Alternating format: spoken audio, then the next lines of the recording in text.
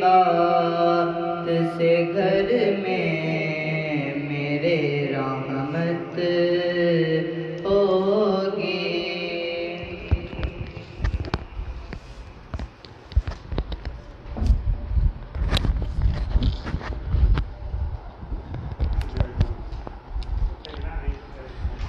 بسم اللہ الرحمن الرحیم۔ اللہم صلی علی سیدنا و مولانا محمد وعلی آلہ وصحبہ وبارک وسلم۔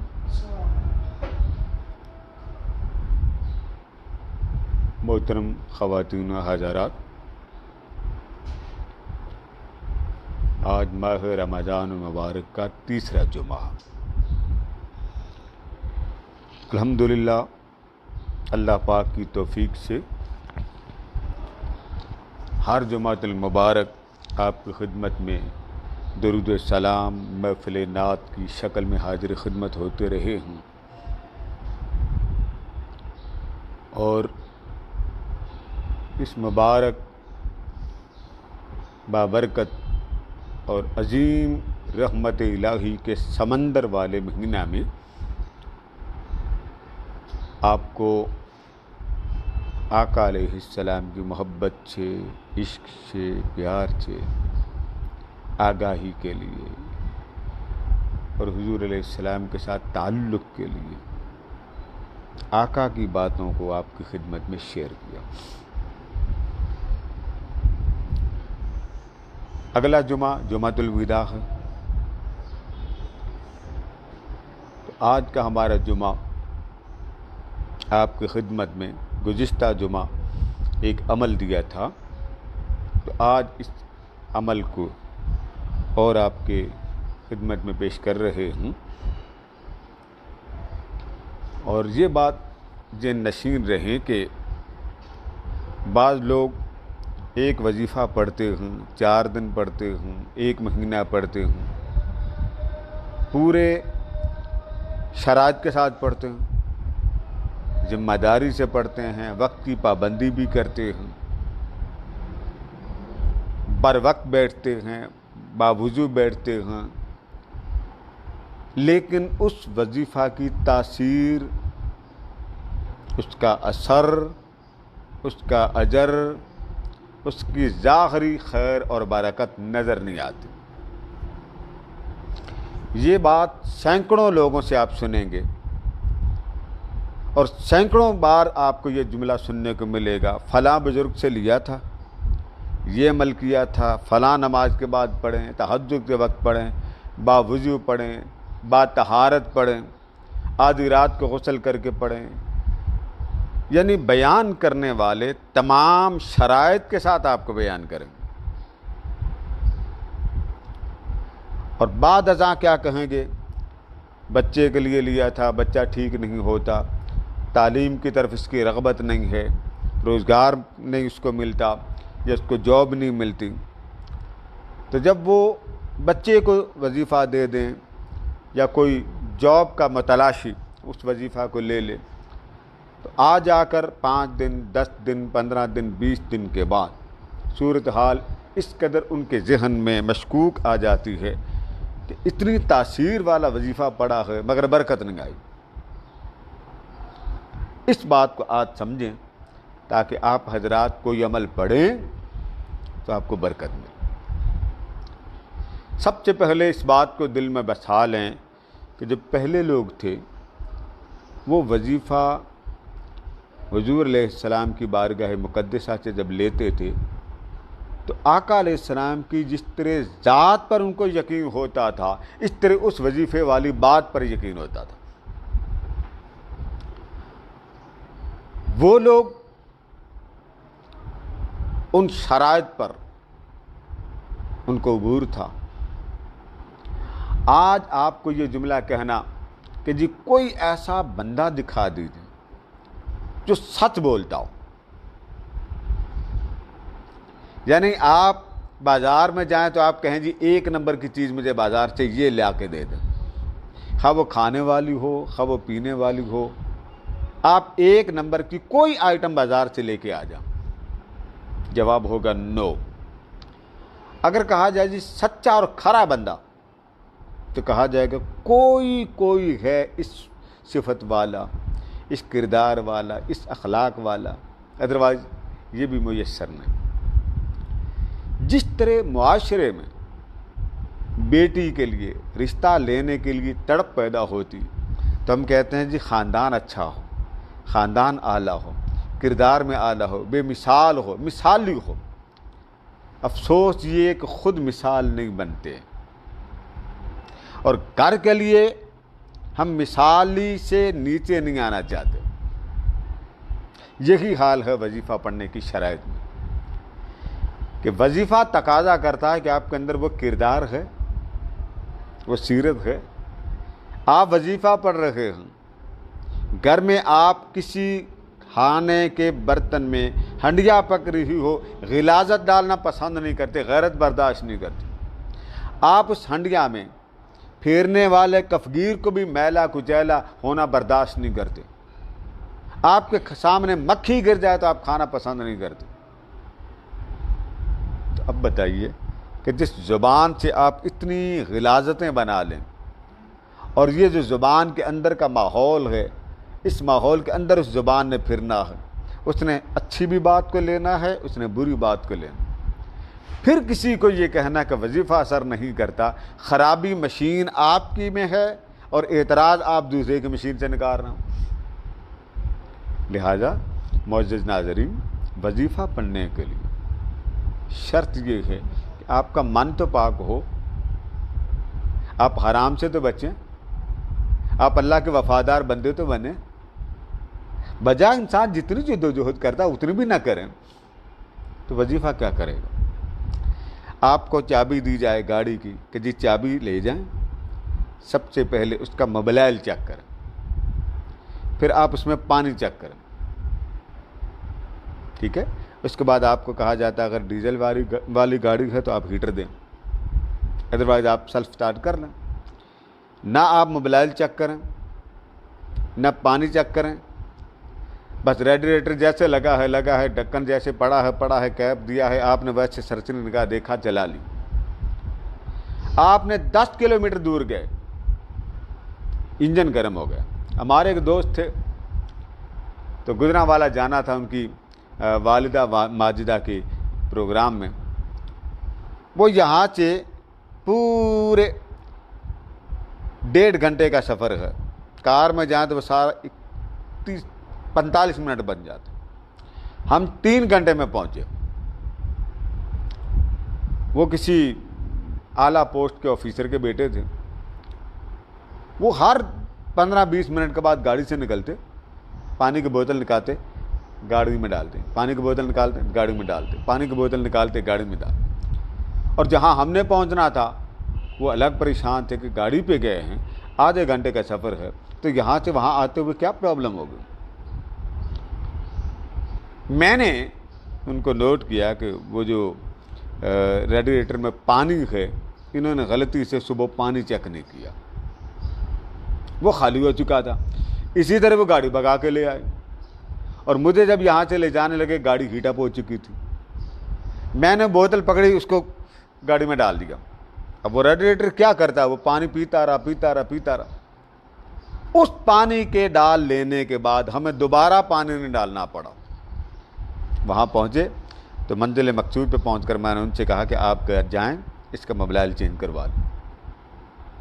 وہ وہاں بیٹھ کے، کیونکہ گاڑی باہر سے منگوائی تھی، وہاں بیٹھ کے وہ باہر فون کرتے تھے، ان کی ایڈوائز لیتے تھے۔ میں نے منع کیا، میں نے کہا اس کا تو سارا معاملہ گاڑی کے اندر پانی نہ دینے سے، آپ نے ریڈیٹر میں کوئی شے ڈالی کوئی نہیں، تو جب ریڈیٹر میں کوئی شے ڈالی کوئی نہیں تو پھر وہ کیا کرے گا۔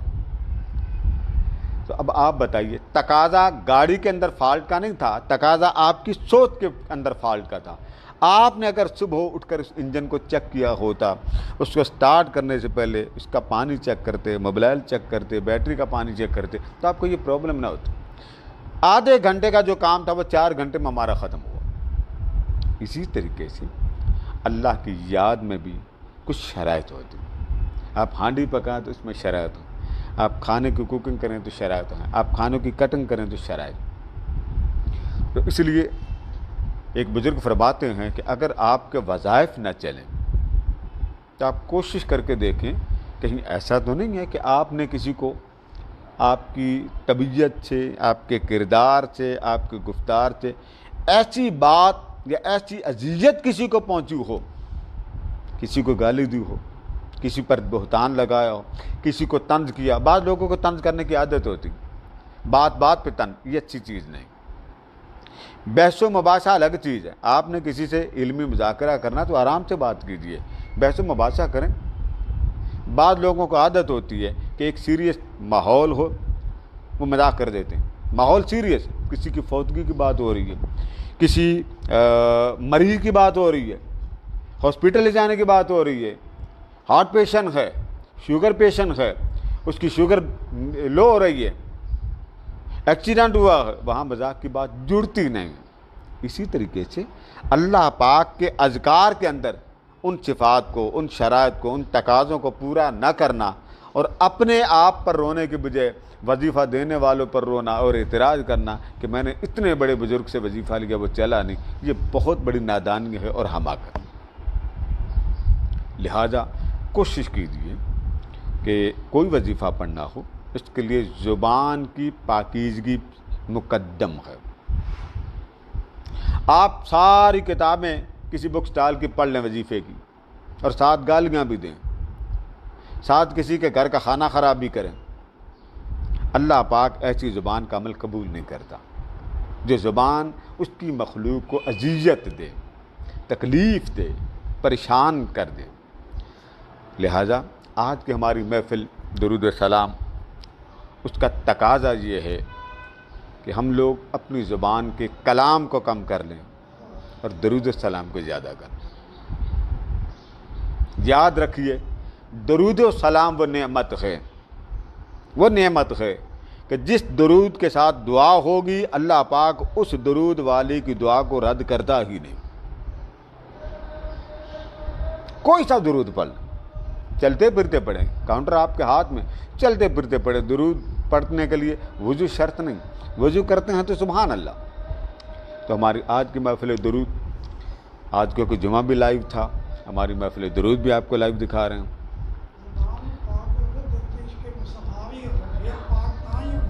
تو محترم اللہ دیتا صاحب فرما رہے ہیں کہ ایمان اس طرح کا ہو، میں اس کو اپنے الفاظ میں لیتا ہوں، ہم سب اللہ کو مانتے ہیں، ہم سب حضور اکرم صلی اللہ تعالیٰ علیہ وآلہ وسلم کو مانتے ہیں، کوئی شک نہیں، نو ڈاؤٹ۔ لیکن سننے والی بات یہ، اللہ کو مانتے ہیں، اللہ کی نہیں مانتے، آقا کو مانتے ہیں مگر آقا کی نہیں مانتے۔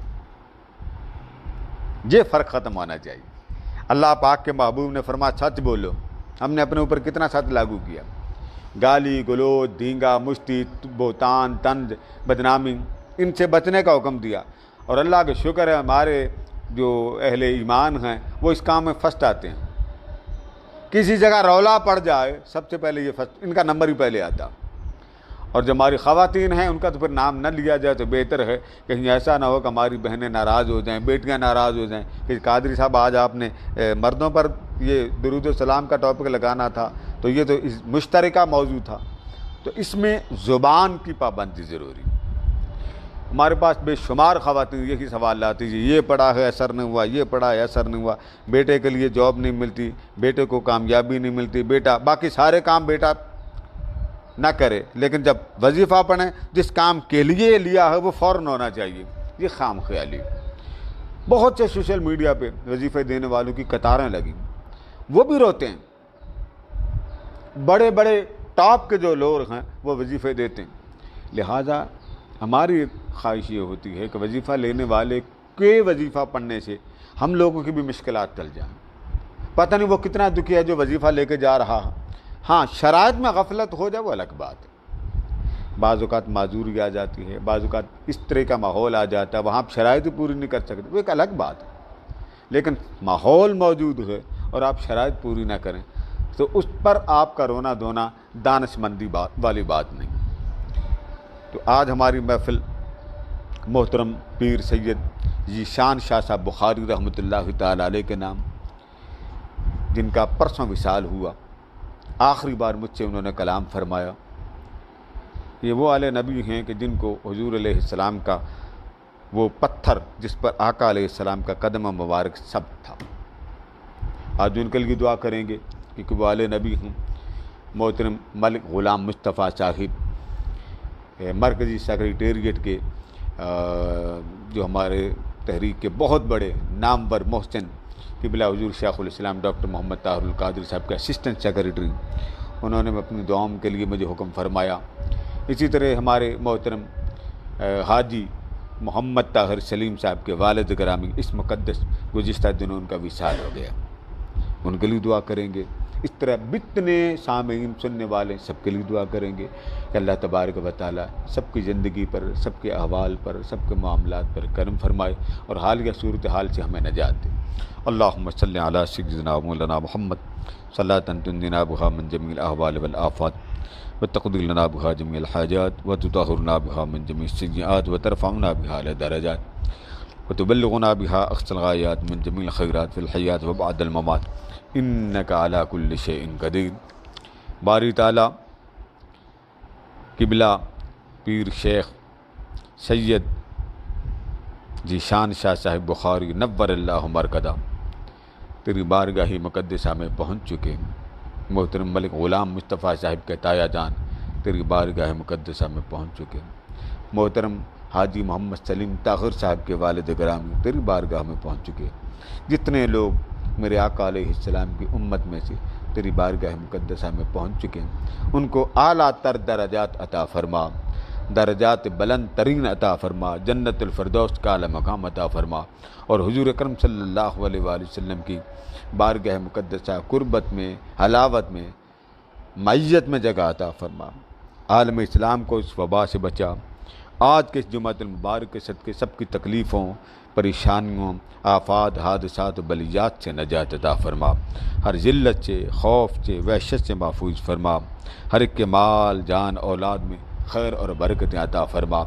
محترم پیر سید ذیشان شاہ صاحب کے اہل خانہ سن رہے ہیں، ملک غلام مصطفیٰ صاحب سن رہے ہیں، محترم سلیم طاہر قادری صاحب سن رہے ہیں، اور جتنے میرے آقا علیہ السلام کی امت کے جو دیوانے ہیں، مستانے ہیں اور حضور علیہ السلام کی محبت کے ترانہ گانے والے ہیں، مولا سب کے اعزاء و قربا جو دنیا سے جا چکے ہیں ان کو جنت الفردوس میں اعلیٰ مقام عطا فرما، حضور علیہ السلام کی شفاعت نصیب فرما، آقا کی محبت عطا فرما، قربت کی زندگی عطا فرما، اور خدمت دین، دعوت دین کی توفیق عطا فرما۔ وأفوض امری الی اللہ واللہ بصیر بالعباد صلی اللہ تعالی علی حبیب سیدنا مولانا محمد وعلی آلہ وصحبہ اجمعین برحمتک یا ارحم الراحمین۔